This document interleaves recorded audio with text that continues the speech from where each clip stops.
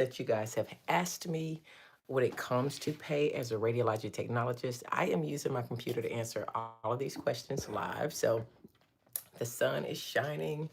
I'm sitting in the sun so I can be able to answer your questions. And I just need to hear from y'all. What do you want to know about radiology? I've got the laptop right here. I'm on vacation, but I promise to do lives, and that is what I'm doing. So we're talking Rachel, the radiographer, now, and we are going to look at some of these messages of the questions you guys have asked me. I'm going to try not to be blinded by the sun, but I just may be, but we're still going to get into it. But we've got Rachel, the radiographer, right here with us. But yeah, let's talk about questions you have, how to become a radiology technologist, what we do, how much do we make, those kind of questions. I am pulling up everything now as we speak because I want to be able to answer your questions on the computer. And I'm going to flip the computer around so you all can see exactly what questions other people have asked, how I've answered them when it comes to radiology. First of all, radiology technologist is not a doctor. We are not nurses. We actually take images of the body. We also treat as well, treat disease. So we don't just, hey, I'm trying to get out the sun a little bit because it is blinding. There we go. So we not only take images of the body, we treat disease as well. So there are certain specifics about our profession that people just don't know. People think just x-rays, but that's actually not the case. We do take x-rays. That is the foundation of medical imaging, but you also have um, imaging such as ultrasound, nuclear medicine, radiation therapy, medical dosimetry, diagnostic x-ray, which has so many subcategories. So I'm going to talk about some of those things as well. I'm pulling everything up on the computer here. But we also have MRI, CT, the list goes on and on, cath lab or interventional radiology, which a lot of people just do not know enough about. So I've got these questions over here on the platform. You asked me great questions on YouTube. I've got those questions up in comments as well. I'm going to talk about all those things. And if you guys want to use the chat to, thank you for the thumbs up. Thank you for the shares. Y'all go ahead and share this out. Thank you so much. Be sure to subscribe. But if you have questions about imaging, how to become a medical imaging professional, one thing I know, I was talking to some people today, and one of the young ladies asked, how in the world do I become a radiology technologist when I have to work full time? I have to go to school. I want to go to school, but I don't have the circumstances to do that. I have to work full time. I have a house payment. I have things that are going to require me to not not just be able to take care of myself, but I have other things I have to take care of. So those are good questions. I am going to pull up some comments because what people want to know, and I need to know from you guys in the comments while I'm doing this live. This is live. I'm also talking about my book, Rachel the Radiographer, which is a children's book. You can catch it right there. It is a tagged product, so be sure to check it out. Hello, hello, Francis Marine 9451. We are talking all things radiology questions you all have, and I'm going through um, my questions and comments on this platform, but I want you guys to put in the chat exactly what questions you have. So today the individual is an adult, has their own home, so they are a medical assistant and they want to go back to school to be a radiology technologist. So they're like, how can I do that? I live in a small town. It's not as available to have options. I only got one school that's in driving distance and I need to work. So can you become a radiology technologist and work full time? The answer can be yes and no. It depends. What one scenario I like to give people is just really look at um, what you need to be able to live. For everyone, is going to be different. But one thing she has going for her is she does not have children. Thank you for the hearts. Thank you so much. She does not have children. No one there, minors depending on her. She doesn't have a husband or a wife. No one to be able to say, well, we need two incomes for this house, right? But that also presents another problem. You got to have insurance to take, health insurance, things like that. Thank you. Thank you. So, what tips would you all have if maybe you in the audience or watching this live have had to go back to school for radiology or anything and you needed to work full time? What tips? Hey, what tips do you have for them doing it? I'm going to tell you a little bit about just briefly. I was in that situation. I lived on my own. I lived in a whole nother state and I had to go back to school and just alter my whole life for radiology. Was it worth it? Yes. Was it hard? Yes. Did it work out? Fortunately, it did. But I'm gonna tell you, at first I was wondering, did I make the right decision? Because I had to finish my lease out because I didn't want bad credit, and I had to quit my job, full-time job. And I'm from the U.S. Thank you, Francis Marine. And I had to, quit everything and move back home and sell everything, which is really, really hard to do when you're used to living on your own. So, and it just, oh, thank you for the 100, Chloe Williams. Oh my goodness. Thank you. Thank you so much. I appreciate it. So that's why I say it's different situations for everyone. But now, as someone who wants to know, can they go to school? Yes, you can. I did it. It was a struggle. The second year, I didn't know how I was going to pay. I didn't even know how I was going to pay for everything the first year, but every semester it worked out. It worked out for 2 years. Broke as smoke.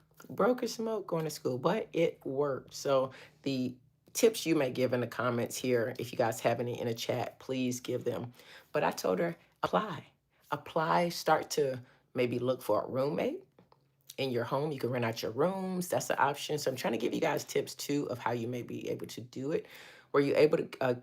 Kong Ming Bang 95 says, "Were you able to work while in school?" But I probably could have my first year, but I did not. And this is where my story. I was able to move back home with my mom. She told me I could come back home. Um, and I was like, well, you know what? I need to go back home in order to do it because my first year I didn't want to fail out. One thing with medical professional schools, if you fail certain tests, certain semesters, you flunk out the whole program and have to start all over again. That was something I knew I didn't have time for as an adult going back to school. And that's why I say that I didn't work my first year. Do people do it? Yes, they do. I just knew I could not flunk out the first. I just didn't have another option to go back to school. So I focused in.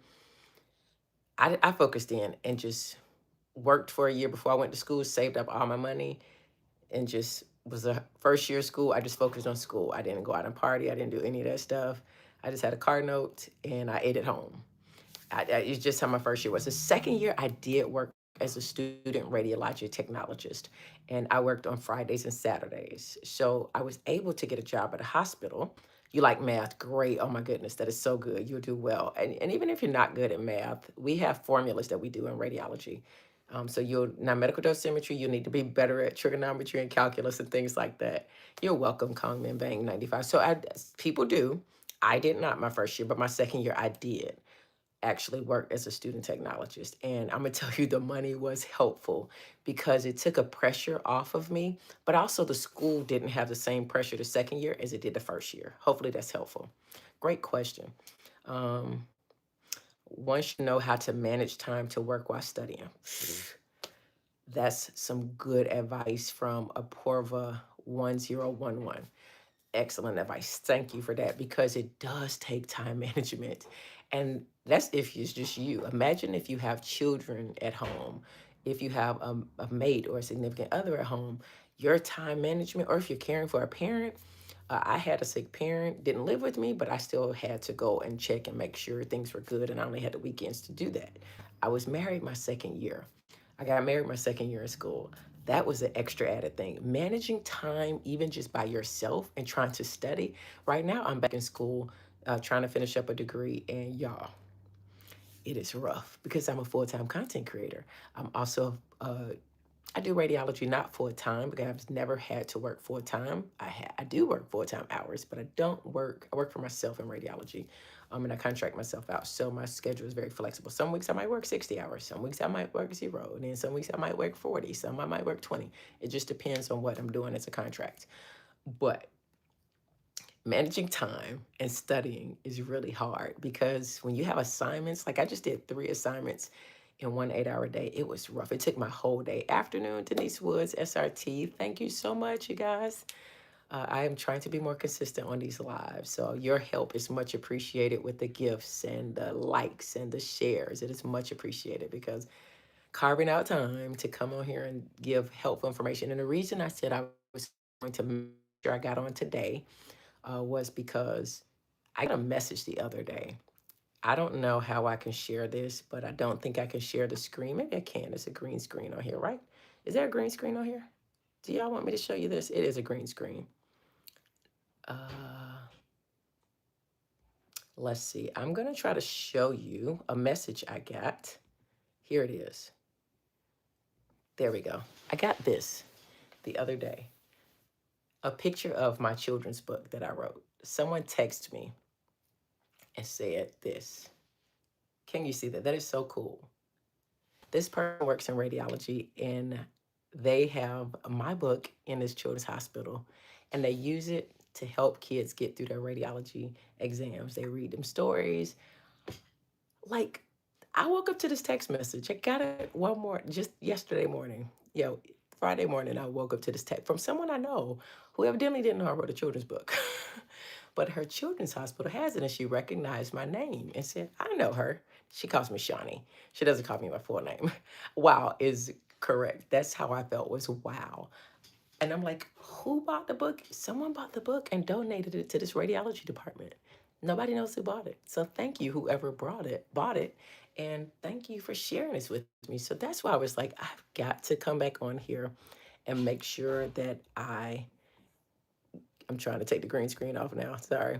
But I will come back on here and make sure that I share what I know about the profession. And then today, I'm on vacation, hanging out with some friends, and a young lady is like, I'm a medical assistant. I want to do radiology. And I'm like, she's like, but I don't really know how to start. I don't know really where to go. And then I was at Chick-fil-A when I got off work Thursday. I think it was Thursday. Got off work Thursday. Before the girl gives me my food, she's like, I follow you on TikTok. And I'm a junior in high school. And this is what I want to do. I want to do radiology. This is how I'm going to do it. You've been so much help. I'm like, you know what? I have got to be more consistent, get on here and give really good tips of what people are asking. So y'all put in the comments if you have any questions. Kong Ming Bang 95 says, how do you prevent physical, mental, and emotional burnout in the field of radiology? Ooh. Oh my, okay. That is a really good question. How do I prevent it? First of all, I make sure I balance my work schedule with my life. My life is more important than my work schedule. It's not all about money. It is about, enjoying what I do and continue to enjoy what I do. Emotionally, it can be very taxing. And it depends on what department you're in. Like I said, we have multiple things you can do in medical imaging. You can work at a doctor's office where you just see kind of walkie-talkie patients. But then you can work at a trauma center where you see some really, really deep stuff, right? So emotionally, you just want to make sure that you balance things out no matter what you see. And we don't know sometimes what we're going to see. You could be in a walkie-talkie place and you get somebody that comes in for just a pain in their hand, and then when you do the x-ray or do the MRI, you see a huge malignant tumor. And it's like, whoa, how did this take a turn, a left turn, or a right turn? It just, things can start out normal in our field and be totally different. So emotional, you make sure you want to do things like take a vacation, have time for your friends, enjoy life, make sure you take your lunch, make sure you get up and walk. Some days are really heavy. I just get up, and the other day I was holding the door open because I was working inside for so long and I just wanted to get some fresh air. And my coworker came out and was like, why are you standing outside? I just need to breathe in some fresh air after being in the radiology department all day. You have to balance things out physically. Thank you, Sam Lopez 3908. Thank you, thank you, thank you. I get so many compliments on these glasses. I used to have purple ones, and then my dog made me drop them, and I never found them. So I found these cat eye glasses. I hadn't worn cat eyes in so long, so found these, and then they just became a part of the brand. So now they match Little Rachel, the radiographer's book here. So check it out. It's the book that I wrote about radiology, and Rachel wears her little glasses. So thank you for the compliment. Physically, I make sure I exercise, make sure I don't improperly lift patients or move patients or do anything that hurt me or the patient physically. Mentally, again, same thing. I take breaks, take vacations, take lunch, do things, have certain music playing on stressful days or stressful environments. I ride in from work with my favorite radio station or music playing. I make sure I go home and I ride home in a terrible traffic sometimes that you have. Make sure you have fun. I get my snacks ready. I just recently did a YouTube shorts that shows how I ride home after a long day. Hey, I stop at Chick-fil-A and grab me my favorite meal, or I stop for snacks on the ride home. So I got great snacks as I ride home. You got to do all of these things to kind of help out. If you show up and do the work, the hospitals where you do your clinicals will hire you as a student tech. So after school, you work right there at the hospital. Melissa Baptiste hit it on the head. Exactly. And that is what I would do second year of school. The hospital that I rotated through, I had a good relationship with them. They saw me as a student showing up and doing what I was supposed to be doing when I was a student. And they don't have a lot of student jobs available. So what they did was they didn't advertise it. And then when those jobs came available, like two or three jobs, they would offer them to the students that they saw the most potential and who they didn't really have problems with. And a couple of us got those jobs. They didn't advertise them. They just, hey, are you looking for a job? We might have a student job coming up. So after clinic on Friday, you know what? Clocked out, and I didn't clock out physically, but I signed out of my student part and I put on my employee badge, took off my student badge, put on my employee badge at the same hospital. And that's where I worked on Fridays and Thursdays after school. So got my experience right there on the evening shift, and it was usually second shift that I worked. So it was like get a second shift pay differential, and you also get that second shift experience. And then sometimes you're by yourself. Most of the time you're by yourself, so you really get to think things through, and really get that hands-on experience. So Melissa Baptiste makes a good point. The other job was somewhere where my instructor at the college had a friend that was a director at a outpatient place that had really old equipment, like super old equipment.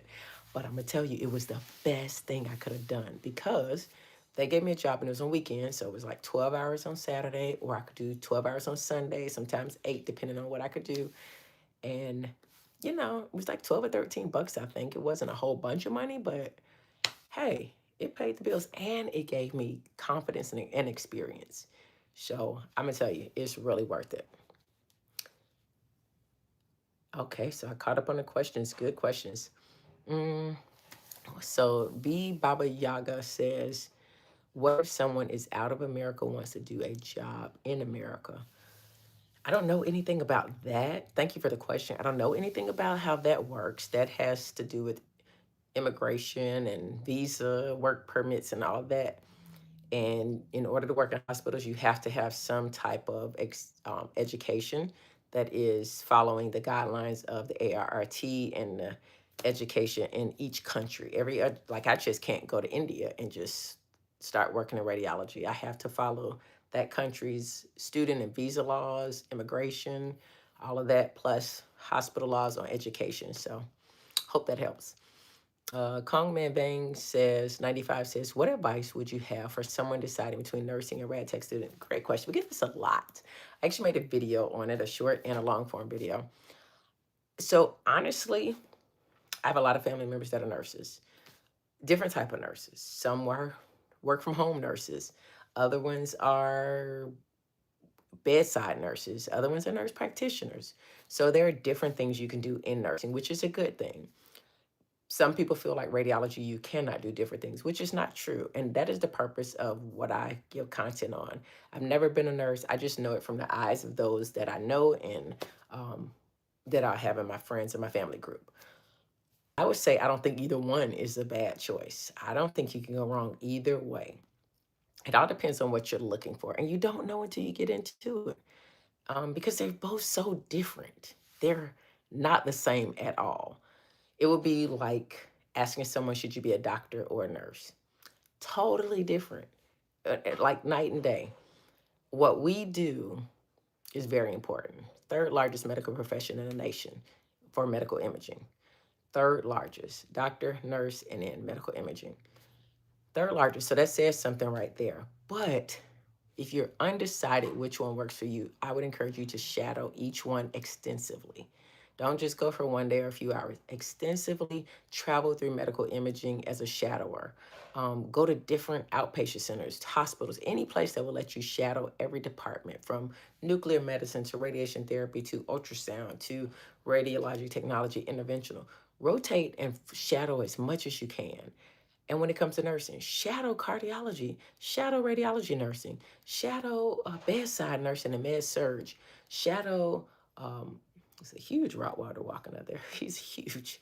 Shadow um, nursing that works on the phone. Like, really get in there and figure out which one. Katie Native RN says, thank you from a nurse for making children more at ease. It helps.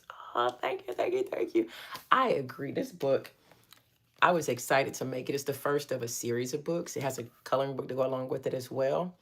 But I just feel like this book really has opened conversations, opened doors to medical imaging, but not just the doors for medical imaging, but for nurses to find it easier to help their patients get through scans, um, for child life specialists to get children through exams easier and to comfort them. Being in healthcare is not easy, and patients coming through healthcare is not easy. But something to educate them about the careers in healthcare from a technologist point of view is really powerful. So thank you for the support. And namaste from India, Gus and Priyanka, Gusan Priyanka. Sorry.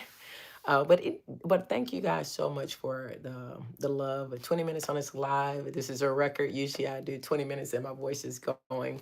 But I'm gonna do this for an hour. I'm not gonna say I'm gonna try. I'm gonna do this for an hour because you guys are asking great questions. I appreciate it. Aprova 1011 says, I am not a science student, but it feels good listening to your advices. Oh, thank you. And it's so funny how science can take you in different directions. I recently was on a podcast about STEM, and one of the hosts was saying how hard it is for people to accept that nursing, radiology, medical imaging, we all are a part of STEM. People think that you have to have an engineering degree to be considered STEM, but that's not the case. Science, technology, math, all of that falls into us. Maybe not the engineering part, but the ST and the M definitely falls under most healthcare things. So Kongman Vang 95 says, how does an MRI tech work remotely? Ooh, I've been seeing jobs posted for MRI remote work. Okay, I did a video on this too. Remote work is possible. 20 years ago, I was doing an applications job where I traveled to a facility to teach the technologists how to use the equipment and how to put in protocols, how to scan using certain coils. I did that for many years. And y'all, one of the things was they remoted in, took over the scanner, the technologist from another center, took it over, did some stuff inside of there. And this was over 20 years ago. And that's where we started talking like, wow, they're going to start scanning patients like this. So what we do now, which is remote MRI scanning, it's not at every place, but some big hospitals, teaching hospitals, especially in Massachusetts, is one. They actually hire remote MRI technologists, especially when it comes to like cardiac exams. Not all of us, like I'm not good at doing cardiac. I've done cardiac for maybe a year or so. I'm not really good at it because I've never really worked at a place that does cardiac scanning. You have to scan cardiacs all the time to really understand the heart. And when you do heart cardiac MRI scans, most of the time people have had surgery on their heart. So the anatomy is not going to be like textbook. So you got to know the heart and you have to know how to scan. You have to know all the different protocols for heart. So it's a specialty MRI technologist. Not every hospital has that. And not every hospital has the capability of having someone there permanently because they don't have enough scans to be able to support having a technologist full time to do cardiac. So what do?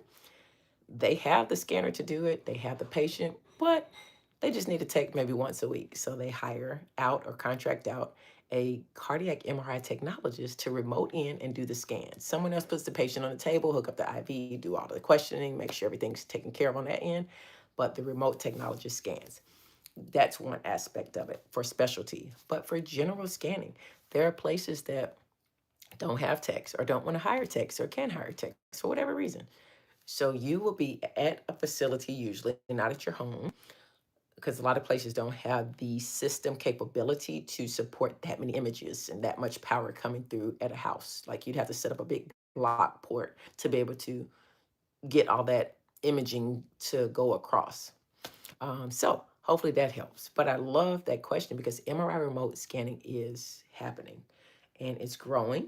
I don't think it's going to stop. I don't think it's going to slow down. I just think it's going to grow. There are some safety questions trying to be worked out now about it, but it is happening. It's been happening for a while, and you will see more jobs for MRI remote scanning. It is not for, in my opinion, new technologists because most of the time you're not scanning just one scan. Like you work from home or work usually for MRI, you're scanning one study at one time, not remote. Remote scanning, one scanner may be a GE, the other one may be a Siemens, the other one may be a Philips. I mean, there are so many different things that you're scanning at one time. And if you only know Siemens, it's not likely that they're going to have you be there. The other part would be, can you multitask safely? Scanning, like right now, I'd be scanning one patient doing a C-spine. The other patient is getting an abdomen with without contrast on a GE. This one is a Siemens. This one is a Philips and Terra, and they're getting a knee. That's a lot to do at one time. Imagine making sure your QA or making sure the images look good, making sure that patient doesn't move. It's just, it's a lot. It's a lot. So that's remote scanning in a nutshell. You are scanning multiple different types of scanners, different patients from a remote location. It's not always going to be from your home. It can be most likely from a remote center. So when people say, I remote scan MRI, most remote MRI technologists do not work from their home. They work from a centralized location with other technologists. So if you were looking for just being in your sweats or your sleeping clothes and just walking upstairs with your coffee in hand, going upstairs to do the scans, that's probably not likely. Most people work from a center. Thank you for the questions. Oh my goodness, excellent questions. Are you in school or are you planning to go to school? Or are you a technologist? Um, let's see. I got some questions here. Let me go through. So I get a lot of questions from recruiters too. People wonder, can they get a job after going to radiology technology school? Like, how easy is it to get a job? Is this really, am I going to be waiting on a job? It's going to be hard to get a job. Those are questions people ask. And I've got tons of DMs from recruiters just on YouTube who send me comments, and on LinkedIn, on Instagram, on TikTok, they all send me comments saying, hey, I'm a recruiter. If you're looking for a job, I get text messages all day long. Sometimes phone calls and text messages 5 or 10 times a day from recruiters looking to recruit me for jobs, travel jobs, permanent jobs, contract jobs, everything. So the question is, you will not have a problem getting a job. It's, which job do you want? Which is a good problem to have, I think. It's a very good problem to have. So I was just looking through some of the questions here, and it's like, hey, if you're ever looking for a new recruiter for a travel contract, I'd love to help you out. Or if you know anyone, we offer great referral bonuses. My name is Amy. I work with da da da da. Here's my direct line. Like I'm telling y'all, we get recruiters all the time. Okay, good question, Kong Man Bang 95. How does someone land a job in mobile radiology? Is there a demand for mobile radiology services? That's not going to be a problem getting a job as a mobile. So you can be a mobile radiology technologist, which is a couple ways. I'm pretty much sure they're thinking like taking x-rays mobilely. So you can work in nursing homes, places that don't have, mostly nursing homes. So you'll have to get your equipment. It can be kind of heavy.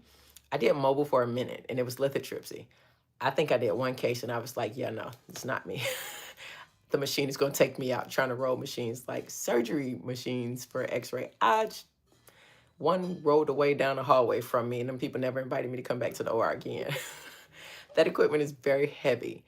The pay can be good, but you're also really moving heavy equipment out of trailers, out of your car sometimes. Sometimes they're not in trailers, they're in cars. So just know that it is very physically demanding because you're actually moving mobile x-ray equipment, multiple pieces of equipment, and you're having to go from outside to inside. Hospitals don't always let you like pull up to the docking ramp and put your stuff in. You got to roll through the hallways up, physically demanding.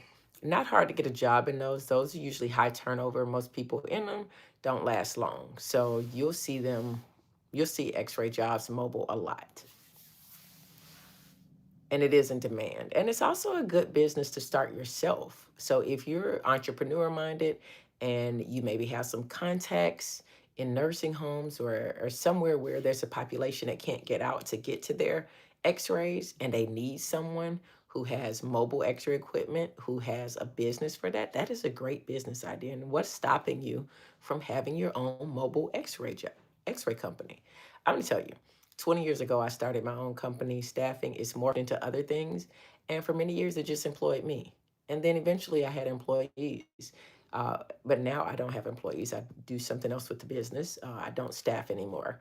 But I think it's just fantastic that we have a skill that allows us to be so flexible, whether it's working in patient care directly or owning businesses. And then you turn around and who do you employ? Doctors.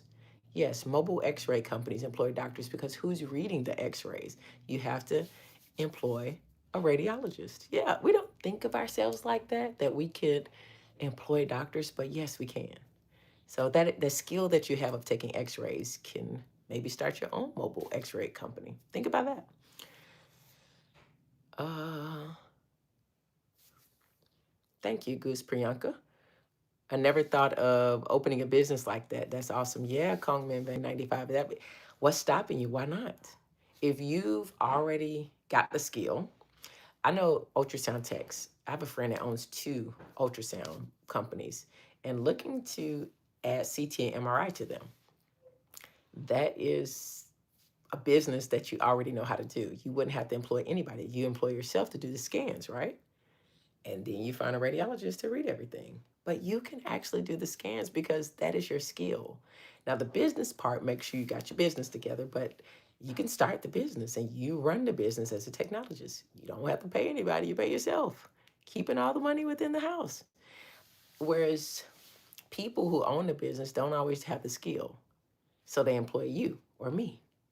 So what's stopping you from saying, hey, I got this nursing home over here, or a person who has a group home, or, like there are homes, so many things that people have where their population can't get out, whether it's people who have individuals that are in a nursing home, assisted living facilities, doctors who have remote practices, and there's no hospital around.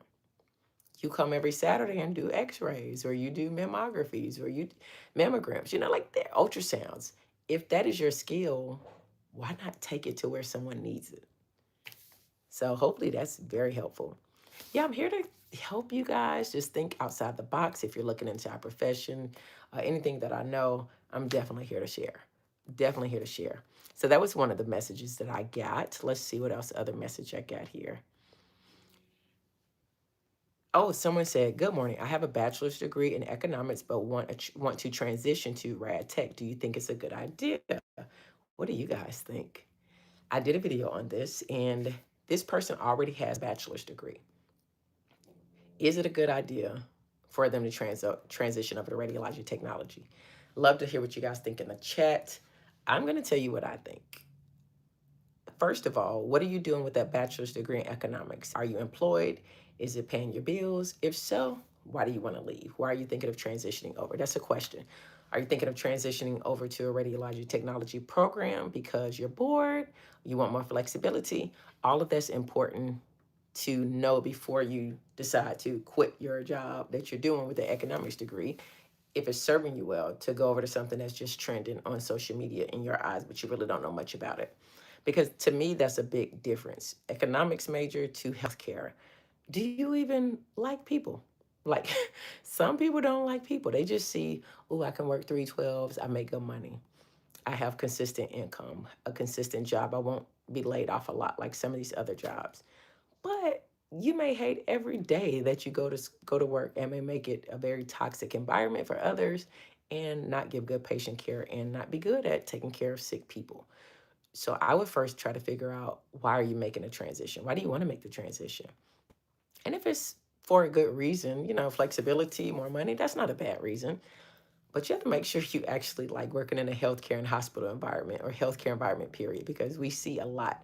Kong Min Bang 95 made a good point. How do you balance emotional, mental, physical, working in healthcare? Like those are real, honest questions you have to ask yourself. And if you're coming from a bachelor's degree economics background, this is not corporate. Healthcare is not corporate. So far from a corporate environment.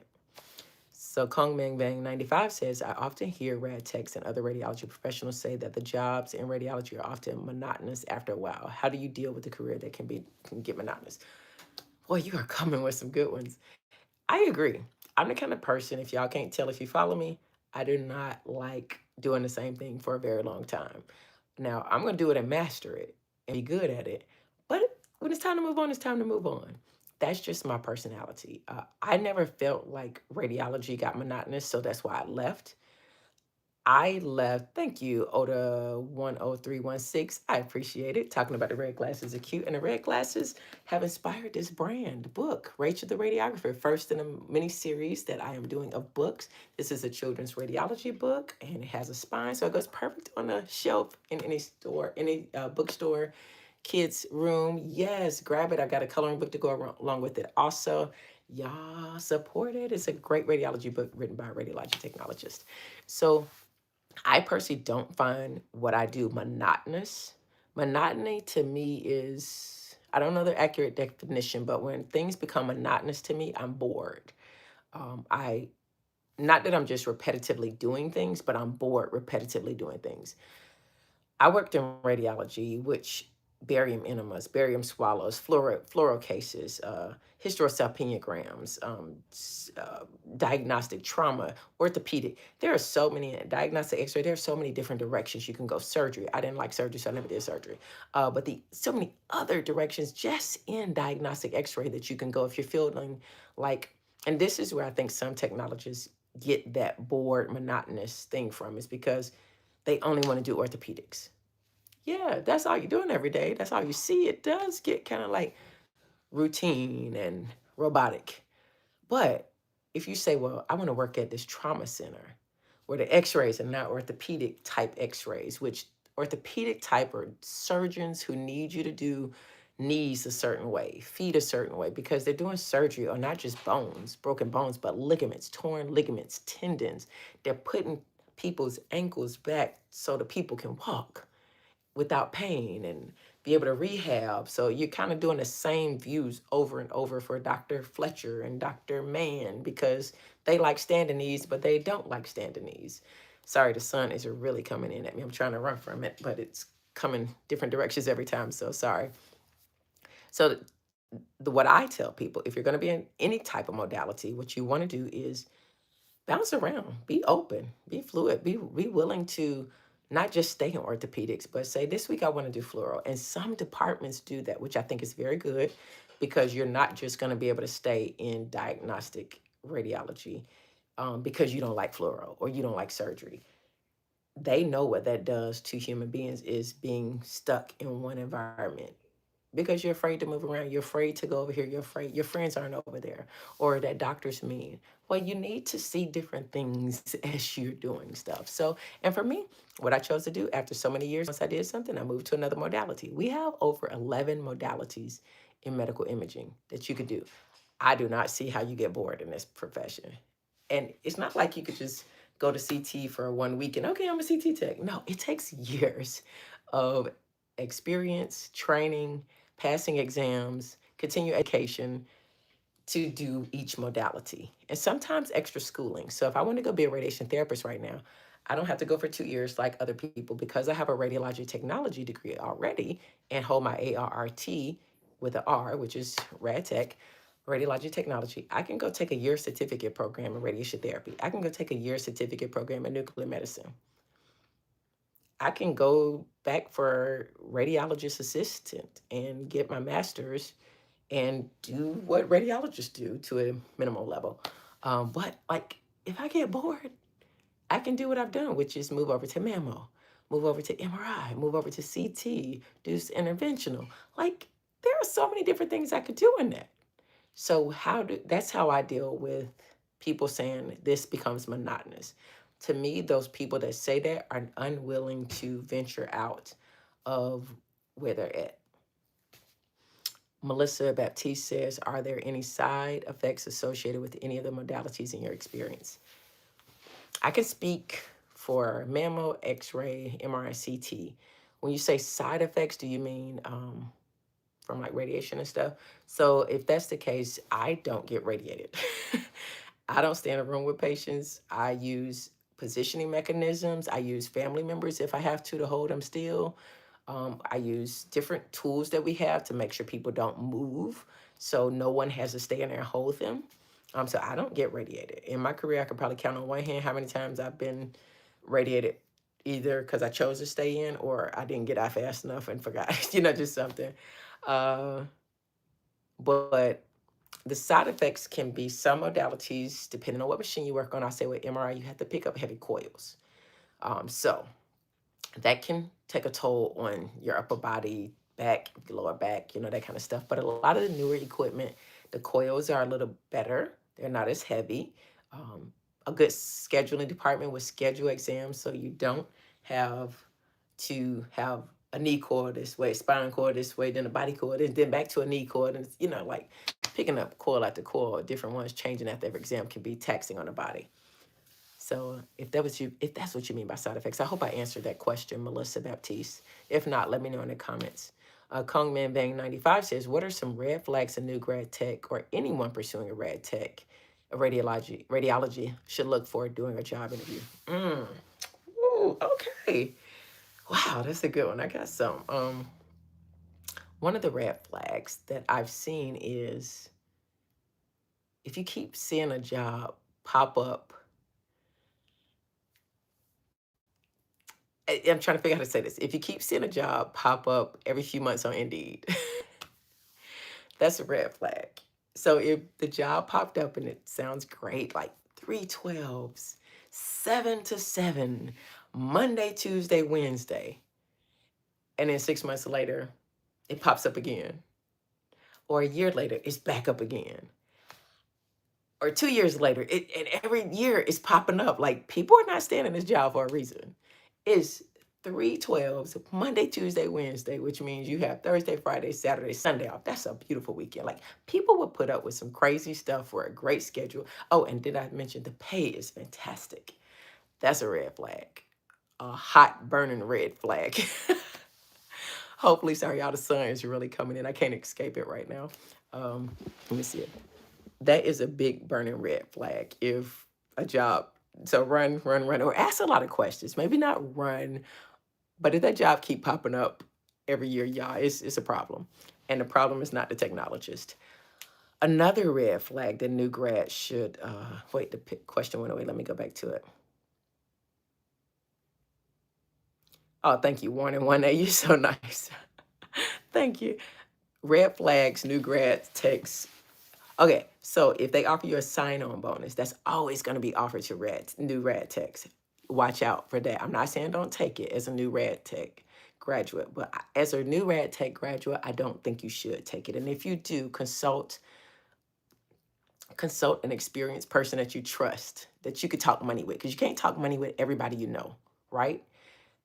You cannot talk money with every technologist that you know. So find someone in your 2-year career that can mentor you, that can be a sounding board for you, that is truly genuinely going to give you good advice. There are techs out there that will. So as a student, use your 2 years to find one or two technologists that over the rest of your career, you're going to be able to confide in, ask questions in, get good advice from, because they want to see you succeed. That's what I've done. I keep them on speed dial, and I'm on speed dial for others as well. But yeah, a red flag would be taking a sign-on bonus as a new grad rad tech, and that be your first offer, because you don't know how to negotiate that properly. And I've seen people not pay their sign-on bonuses and yet have worked. Yeah, or locked in places they don't want to be locked in. Um, Another red flag. Ooh, I might come back with some more, but this is a good one. During a job interview, if you ask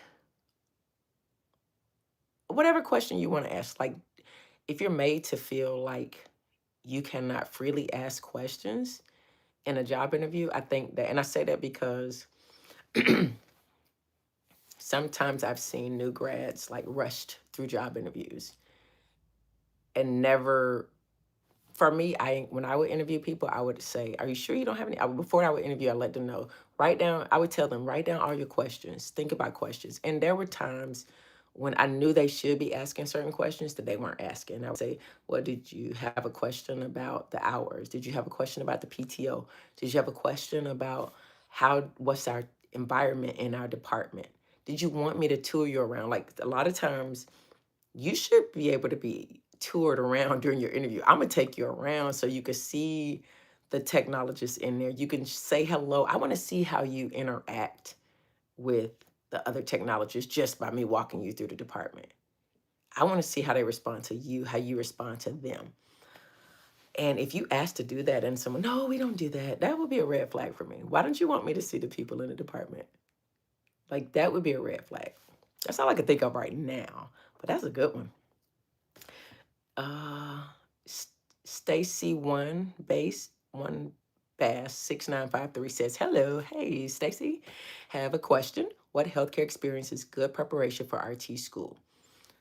It's particularly patient care tech, PCT, healthcare experience is a good preparation for school RT school. Thank you."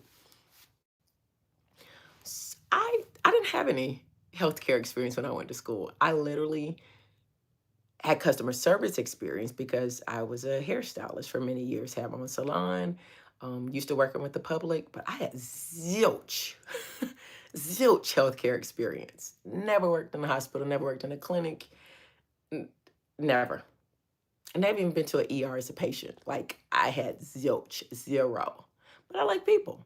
So I don't personally think that you need any healthcare experience to get into an RT program. Now, of course, schools are more competitive now than they were then, but I still don't think you need it.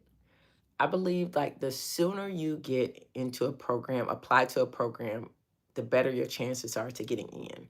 If you put things off to try to everything that need preparation. I'm not saying don't prepare your finances, prepare your life, prepare yourself to be in school full time. I'm saying don't try to line up your resume so perfectly just to be accepted into a program because there are people out there, y'all, that's doing zero of that. And I was one of them. I didn't even think, I never thought about getting experience. I just like, I want to go to school for radiology. Well, it wasn't radiology, it's respiratory. I'm going to school for it. I did my prereqs. Now I'm going to apply. And I applied and got in. Realized I didn't like snot and mucus. And I went back to my counselor and was like, hey, yeah, this not going to work out. I need something else. And she said, well, how about x-ray? And I was like, I don't know what it is, but sounds good. I think I could do that. Zero knowledge of what I was even getting. And that's why I tell you, there are people out there who are not putting their dreams and goals off. They are saying, I am going to apply. I already got the prereqs done. I am going to apply this year, and they do it. So I don't think you need to be a PCT first. It's not going to make it any better because there are people out there that have zero background in healthcare. They coming from being an attorney. They're coming from, you heard someone ask earlier, they have a bachelor's in economics. So people not working in healthcare, and they are still applying. So I hope that helps. If you want to be in the program, get your prereqs done. If you already have a degree, go ahead and apply for the program. Go ahead and apply. Have I considered going back to school for radiology? Can you compare the job role of rad techs versus radiologists? That's two different. CJYF5CR asked that question. No, I haven't considered going back to school for radiology because I'm already a radiologic technologist. So I don't need to go back to school for it. But the difference in radiologic technologist and a radiologist is like oil and water. That is our doctor, that is who we work with, but we are not the same. One is a radiologist, is a medical doctor. We are not medical doctors.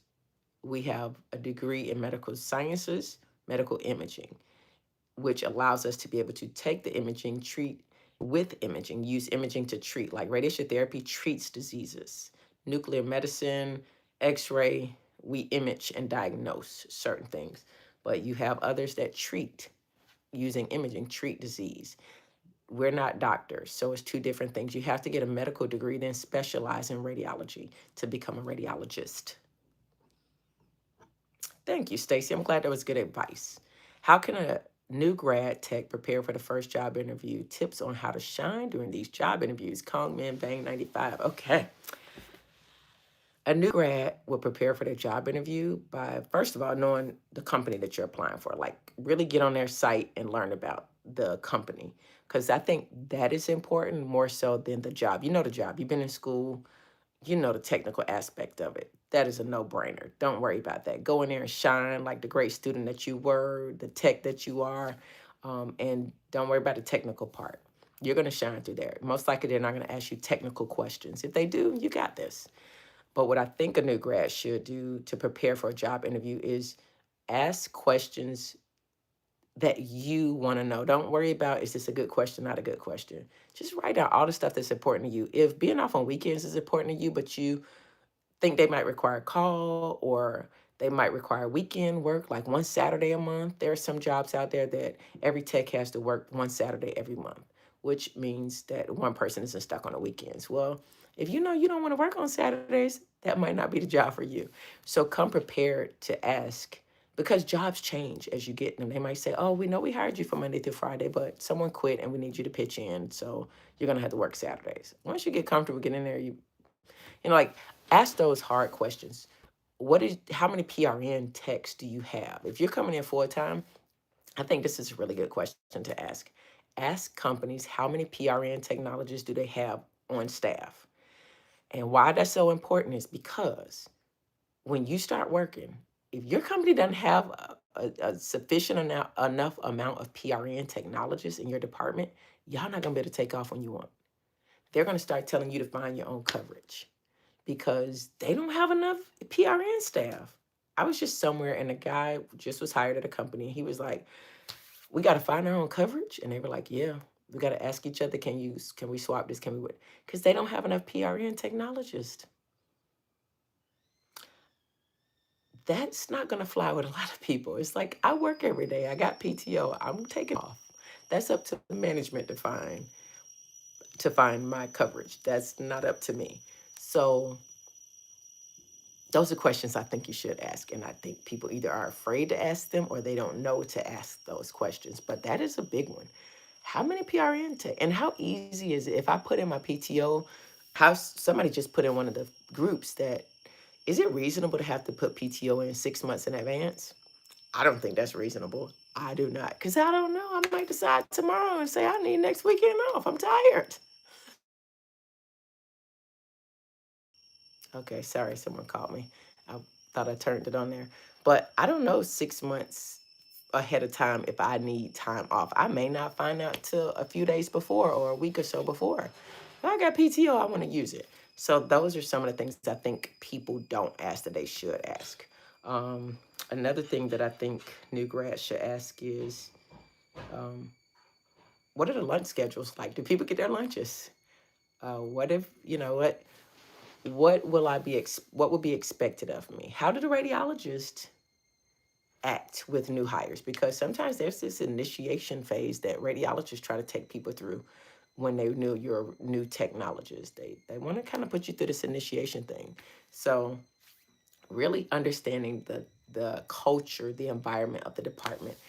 Who is my direct supervisor and what's the chain of command? Those are important questions to ask. Like, who's the director? I remember working at many jobs. I didn't know who the director was. Never saw him. Never knew who the imaging director was till one day they showed up and it's like, oh, through so many directors. If a company goes through a lot of directors, that's another telltale sign. So here's another question to ask. Who's the director of, who's the director of radiology? Okay, how long have they been with the department? Okay, where did they come from? Okay. Will I meet them? Can I meet them? It's not all ways that you're going to meet them, but that's important to meet the director. I feel like that helps technologists, especially new technologists, so much to understand the department. So that's a good one. That's all I can think of now, but that's a good question. Can I give advice on negotiating job benefits when applying for a job? Tips on negotiating best Roth IRA, salary, yearly sign-on bonus, and scheduling. CJ, it's excellent. I actually just did a 10-part series on the exact same thing of negotiating your salary. I can't recap it here. It is, I've heard from people that really, really like it. You can catch it in my playlist here.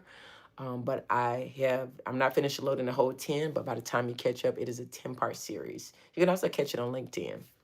Um, and just so I don't forget, we have a book, Rachel the Radiographer, which is a children's hardcover book. We have a coloring book to go with it. Also, I wrote this book to help individuals understand what we do in medical imaging. So be sure to grab your copy, donate it. Someone recently donated to a children's hospital, and I got a text that it was at their children's hospital. Oh, so it's a great read, great add to your kids' library, their school, your local library, or wherever you want to add Rachel the Radiographer to. Coda, I'm back. Yes. Okay. So those are the tips that I have. Now, Roth IRA, I didn't make a video on that. I'm not really an expert when it comes to those things, so I try not to talk about that, but I am an expert at what I do, which is medical imaging, sign-on bonuses, scheduling, salary, those kind of things like that. So hopefully that series is helpful to you. Let's see. Let's go. Do some rad techs diagnose the images? When it comes to ultrasound technologists don't diagnose, but they do write. I forget how to word this. The ultimate is the doctor. So nobody in imaging other than a doctor gives a final report. Thank you, code ODA 10316. By the way, I skipped over yours. Thank you so much for complimenting my glasses. It matched that book, Rachel the Radiographer. She has little red glasses. The sun is sunning today. I'm not complaining because it's wintertime and the sun is beautiful. I'm at the beach this weekend, so this is nice. So we do not diagnose images. We cannot tell patients what we see on images. We must tell them their doctor will give them the report in X amount of days, da da da da da da da da. But the radiologist does that. And the radiologist doesn't even tell the patient. Legally, their referring doctor is the one that has to tell them. So radiologists actually don't even tell the patient. They create a report, write up a dictated report, is transcribed, written up, put into the portal. A hard copy is sent to their actual referring doctor. The referring doctor that ordered that exam is the one that actually informs the patient of anything. If it's something emergent, as a technologist, if we see something, we immediately call the radiologist or send them a message. The radiologist then looks at it, gives a wet read, as we call it, which is kind of like a unofficial but official reading of what they see, and they immediately call the doctor who ordered it or the on-call doctor if that doctor is not available. So it never just sits there. Hopefully that helps.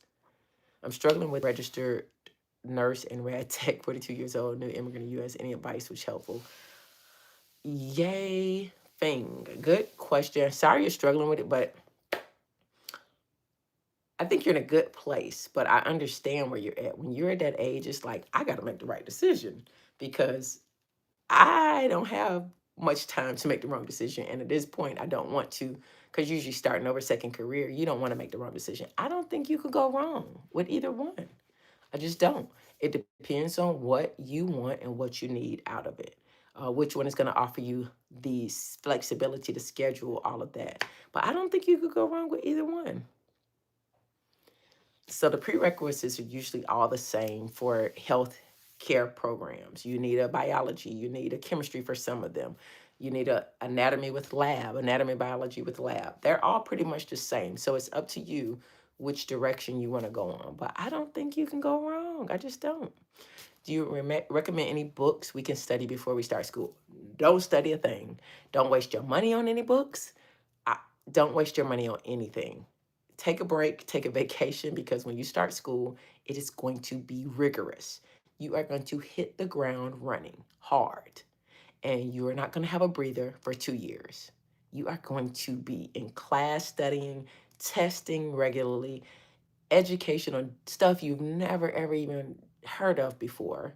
Radiology, radiation safety, all of this stuff is going to be new. You're going to be put into clinical settings right smack dab in the middle of traumas, emergencies, orthopedics. You're going to have radiologists working right now. It's going to be so intimidating and so busy for you. Don't waste your money on any books until you get your syllabus, get your class syllabus, and you know exactly what books you're supposed to buy. And then you'll be able to have direction then. Hopefully that helps. Can I explain the difference between nuclear med tech versus radiation therapist? Ooh, yeah. So those are two different, but they're all under the umbrella of medical imaging. I went to school for nuclear medicine, and the first day I started, my dad had a massive heart attack, and I never went back to school. I just didn't have the capacity to go back. But they use live radiation, like liquid radiation. That's the best way I can explain it, nucleotides.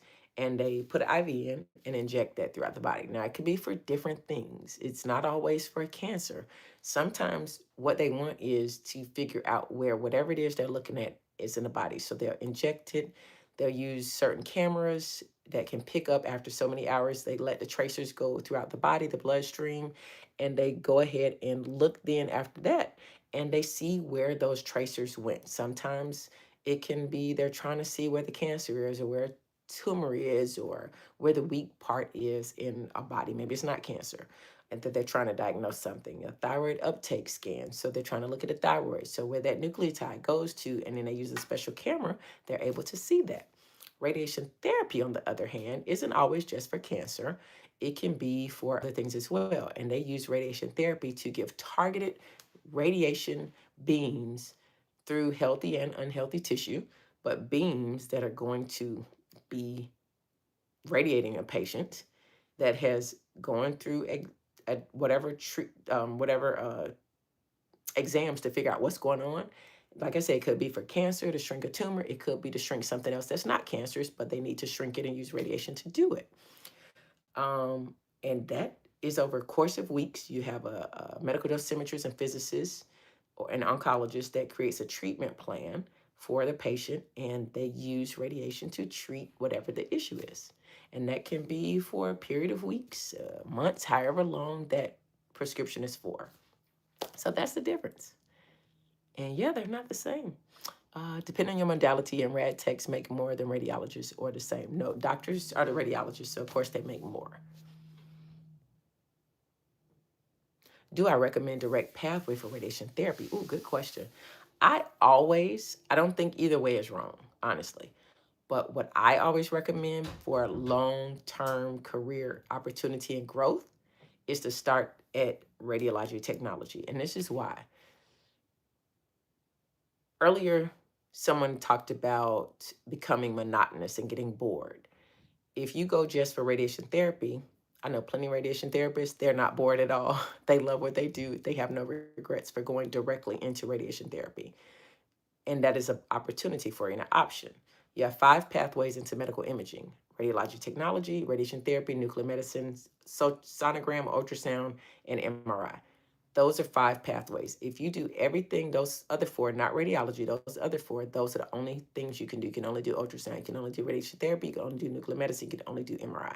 If you go to radiologic technology as your primary pathway, you can do any of those. You can cross train in all of them except nuclear medicine, radiation therapy. You have to go 1 more year certificate at a minimum, and then you could take your ART. But you have to do 1 year schooling. Ultrasound, you have to do 1 year of schooling for a certificate. You don't have to go back for a degree because you already have radiology technology as your degree, and the rest are certificate. MRI, interventional, CT, mammography. You can cross train and learn those on the job.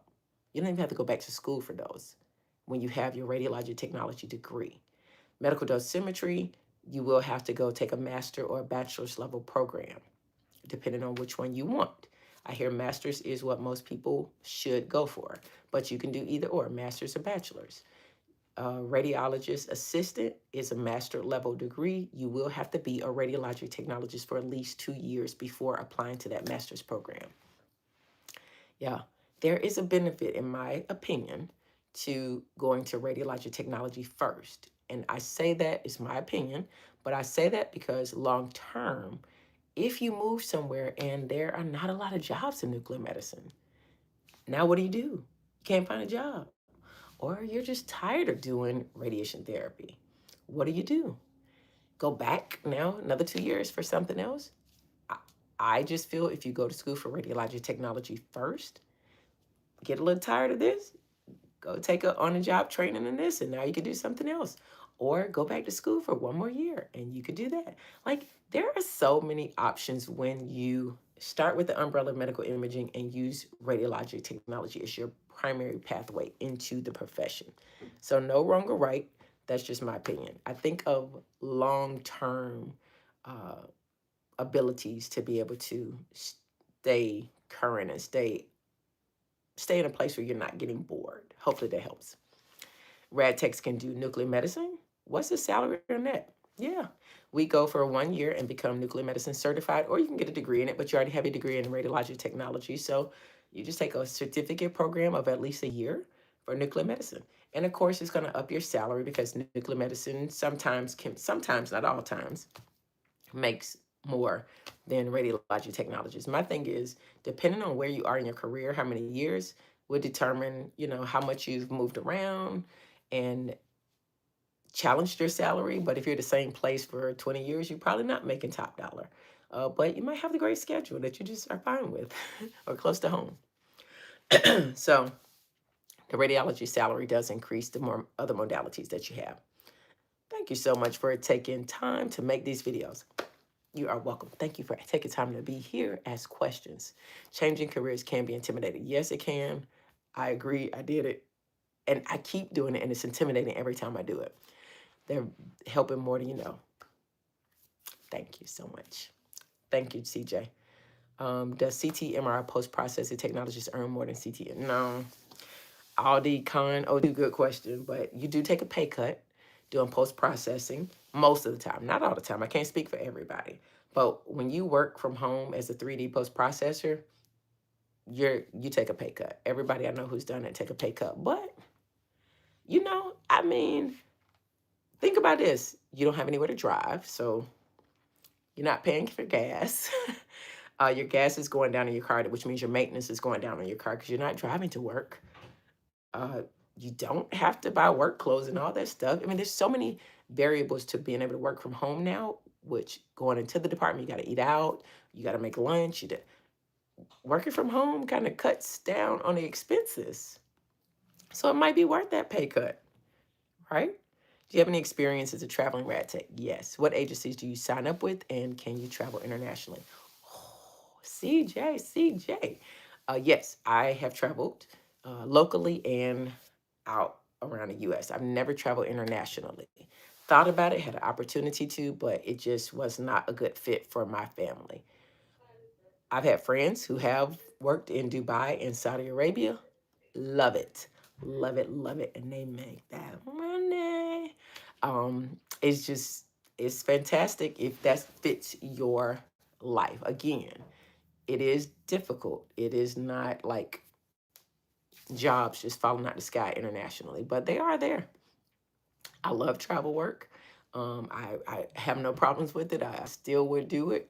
I have no problems with traveling. It just doesn't fit my life now. I do full-time content creation. I speak at events. Wrote a children's book, Rachel the Radiographer.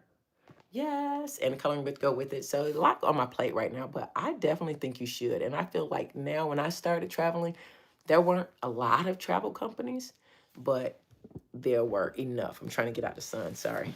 There were a lot. But one thing I would say is sign up with as many travel companies as you can. Because whoever gives you the best rate and the best money, whoever works best for you is who you go with. Don't go with the popular ones. Go with a recruiter that's going to be fair to you because not all companies are fair. And go with one that has a good reputation, not just one that has cute TikToks because they can shice you out some money. So and talk around, get in these Facebook groups and talk to other techs. See what other people are doing. See what other people are signing up with. See what kind of rates other people are getting. Like, talk to techs, just don't talk to recruiters. How do I manage having more than one license from the ART? So just a correction, ART does not give us a license. We are certified through the ARRT. They don't hold a license. They certify us. Our licenses are through the state. The state licenses us. We have certifications through the ART, and your state gives you your license. Is it expensive to renew multiple licenses or certifications? Are the renewals requirements the same for different modalities? It is more expensive the more modalities you have, but I look at it as was $60 to hold three. Now, I used to have a lot of licenses in different states. I think I've had, I don't know how many I've had at one time, but I think I've had up to 10 at one time when I was really heavily traveling. And it was worth it because if I spend $100 on a Florida license, but I'm making hundreds of dollars an hour when it comes to my per diem, my, like, what is that? A drop in the bucket? So right now I only have a California license. That's the only license I have. For me, California has more jobs, more opportunities. I really don't. I mean, if I need to go to another state, I get another job. I get another license in another state, but it's the state that licenses us. The ART certification, I'm gonna get as many as I can do. I should have went on and got my memo when I took my memo course, but I never planned on actually doing memo. But I should have. I paid for the course. I became nationally certified, but I never set for my ART because I never planned on doing it, which I have not done memo. But to me, it was a waste in my mind not to get the ARRT. I should have had that in behind my name. So I still may do it, but that's one thing I say. It's worth it. Tanya Elise Mayo 80 says, what modality would be a good fit for a 53-year-old career changer? You go ahead, Tanya, 53 career changer. I feel like starting at radiology technology would be very good for you because you're 53, you're young. Don't let nobody tell you differently. Because at 53, you still got a few years to work and you want to have options. And at 53, you have more flexibility than somebody at 20 who probably got kids, a family life. They're not as flexible. At 53, you probably either about to be an empty nester or are an empty nester, and you can work 2 years in radiology, get your certifications, and go travel. Go to Utah, get you an assignment in Salt Lake, and then decide to go on the weekends to the canyons. Go to the Grand Canyon. You go to Hawaii, do an assignment because at 53 you have something a lot of people don't have. You have lived, and your life is at a different place now. This second career will afford you the stability, the travel opportunity that a lot of people don't have when they're younger. Look at the bright side of being an older, mature career changer. There are benefits to that 53 career changer, okay? Come back and let me know how that works out. Besides Facebook, CJ says, what are there any other websites or rad tech associations you recommend signing up with? I feel like an ASRT is definitely, if I would have stayed a member of ASRT, there are some things I would not have missed out on in my career. Keeps you in the loop. It keeps you connected and networking. I do believe you should go to at least one live conference a year if you are a technologist or a student. Um, that's just my opinion. I do like online CE credits, but I think you should hit up a live conference. You should be a part of your local association as well. I think that's important because locally, if you know people, I remember I couldn't pass my MR registry and I wasn't a part of the local anymore. I used to be, but I wasn't anymore. And I didn't really know a lot of techs except the ones I worked with, which was not good. I didn't really know that then. And I remember somebody that I know was talking to somebody else, and this person said, tell her to come over here. Send me a message and say, come over here and sign up for this course. And I think this will help you pass your MR registry. This is my third chance. If I had been a part of the local association, I would have been already past it because I would have had that resource that was only available to people who were in the local chapter.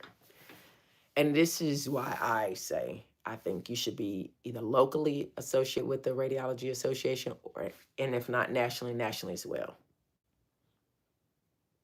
So nuclear medicine or radiology or radiotherapy makes more as technologists. Not necessarily, Adil Khan. Not necessarily. Most of the time when you specialize, yes, you make more money. A few dollars more, sometimes a lot of dollars more.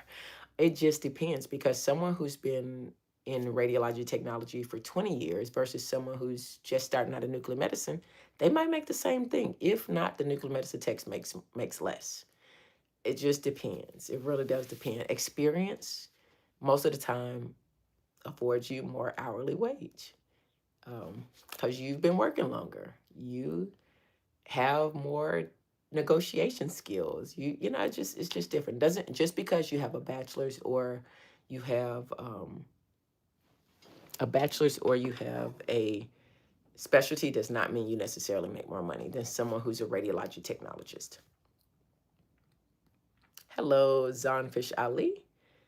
Do you feel RadTech school prepared you enough for your RadTech job? I do. I feel my school prepared us very well.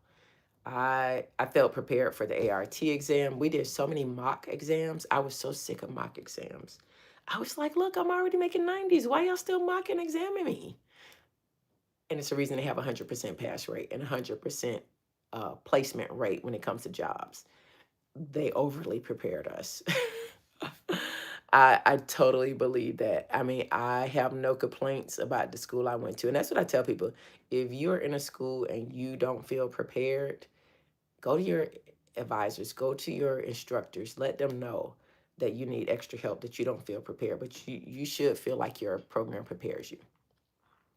Tanya Elise Mayo, um, everyone, CJ, let me go back through all the Kongman, Bang 85, everyone in here. Thank y'all so much for an amazing live. My battery's about to die, so I've got to end it, and we're getting ready to go to dinner. But I want to thank you all so much for one of the best lives that I have had on this channel, and I will be back routinely and regularly for doing that. So, for giving you guys my opinion, my advice on what I have found medical imaging to be helpful for me career wise. And lastly, I want to share Rachel the Radiographer, a children's book from a radiologic technologist with you all. Please grab a copy or copies and a coloring book to go with it. You can find it right in my products here on this live. And until next time, check out my playlist. A Couple of Rad Techs podcast is here on YouTube as well. Be sure to check that out and subscribe.